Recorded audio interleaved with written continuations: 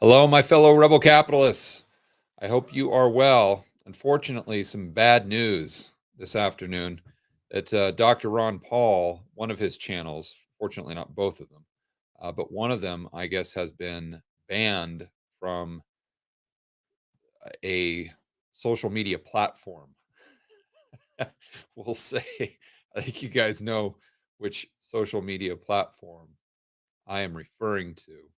And before we move on, I want to let each and every one of you know just how much I appreciate the time that you spend watching these videos.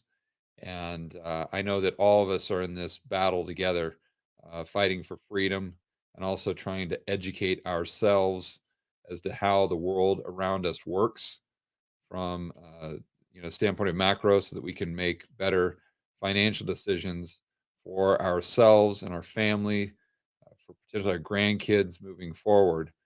I really appreciate that. It's something that I don't take lightly.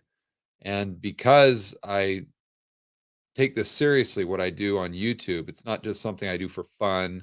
It's not something I do for my ego.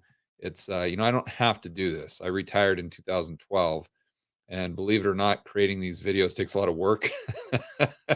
I know with my lack of professionalism, it doesn't seem that way.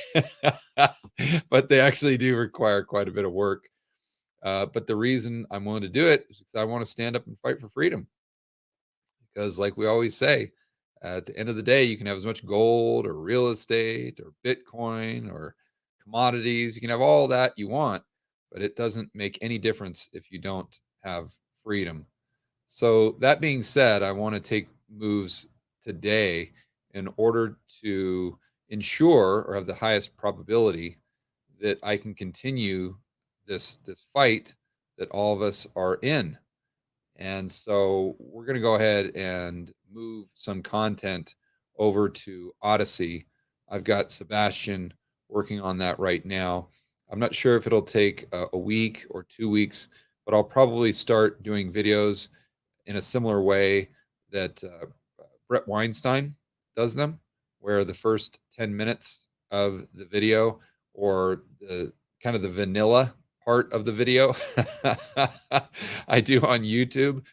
And then I say, for the rest of the live stream, the rest of the video, go ahead and click the link below, and that will take you over to Odyssey. So I'll keep you posted, but that's how I'm kind of hedging my bets and setting things up. So again, I have the highest probability of staying in the game as long as possible and standing up with you, all of you rebel capitalists, and fighting for freedom. So let's get into this tweet from Ron Paul himself, which describes what happened. Let me do a screen share.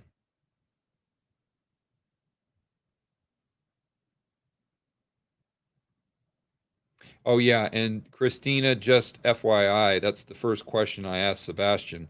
She's saying Rumble live streams, and I actually talked to Chris Martenson quite a bit about this, as far as which platform to really focus my time and energy on, in addition to YouTube. I mean, I'm still gonna obviously do YouTube videos, but just start transitioning some content over there.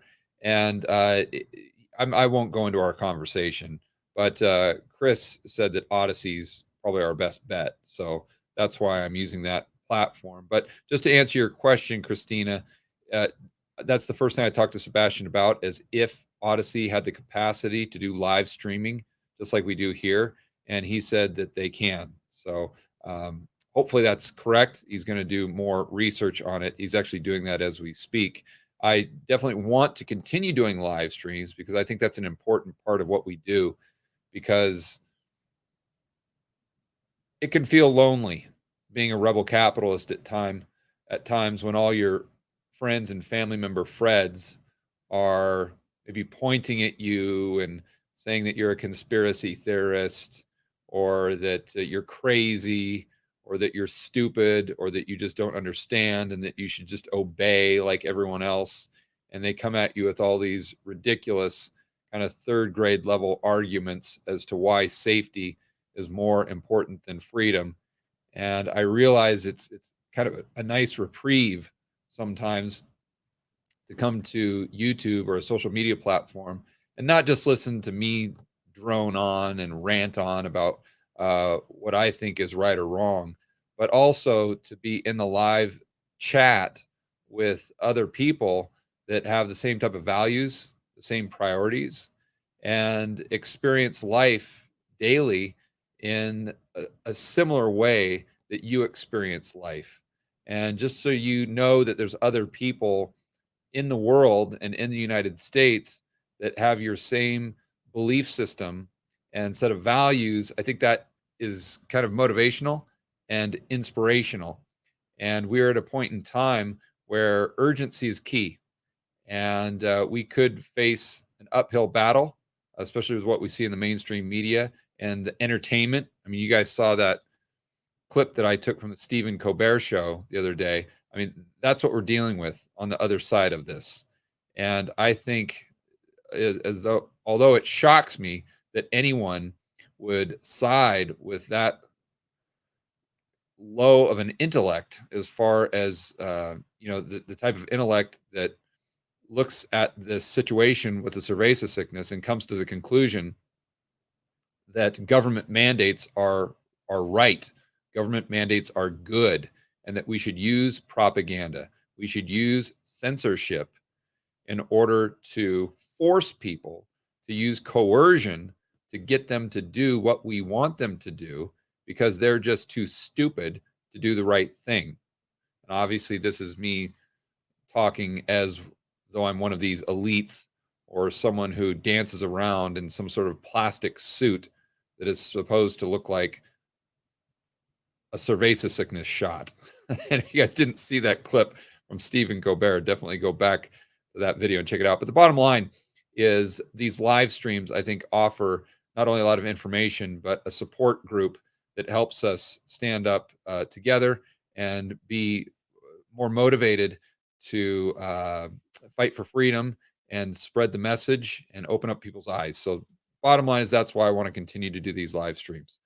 So now I'm off that tangent. Let's go over to Ron Paul. So he says, very shocked YouTube has, shoot, I shouldn't have said that, has completely removed the channel of my Ron Paul Institute. No warning, no strikes, no evidence. Only explanation was severe or repeated violations of our community guidelines. He says, fortunately, this channel is very rarely used. The appeal was automatically rejected. And then he goes on to say, to clarify, Ron Paul Liberty Report is still available. The Ron Paul Institute's account has been terminated. It was seldomly used, and its termination is perplexing. And I also want to point out that if you by chance don't know who Ron Paul is, which I'm sure all of you do, but maybe you're someone that's extremely young and just getting into the liberty movement. Ron Paul was a politician. He retired a couple years ago, but you're dealing with someone that is probably the most principled politician we have had since George Washington. And to insinuate somehow that he would be a threat to society is completely absurd. It's absolutely ridiculous. You're dealing with an 85-year-old guy that is literally the most non-threatening human that you could ever come across in your life. I mean, someone of principle, someone of high character and integrity. And this is the person that we want to ban from speaking. This is the person that we want to make sure that their message or their opinion isn't heard by the average American. And it goes back to what we were saying yesterday, what I've said on many of these live streams and podcasts lately, that when you look at history, how many times were the entities or individuals that were doing the censoring or in favor of the censoring, how many times were they the good guys? How many times were they on the right side of history? 0 times. And I'm extremely confident that when we look back on everything that we're seeing in the world today, whether it's Australia or it's a social media platform banning and wanting to censor uh, the the most uh, principled politician since George Washington, Ron Paul, that these people and entities that favor the censorship, when we look back on it in 30, 40 years, they are going to be the bad guys and they are going to be on the wrong side of history once again. Now, unfortunately, he has also had another video on his main channel that looks like it has been removed. And you can see the special guest here, and you can you can connect the dots and you can understand what they were most likely talking about, which is, I'm sure, the rationale the social media platform would use for taking the action that it took.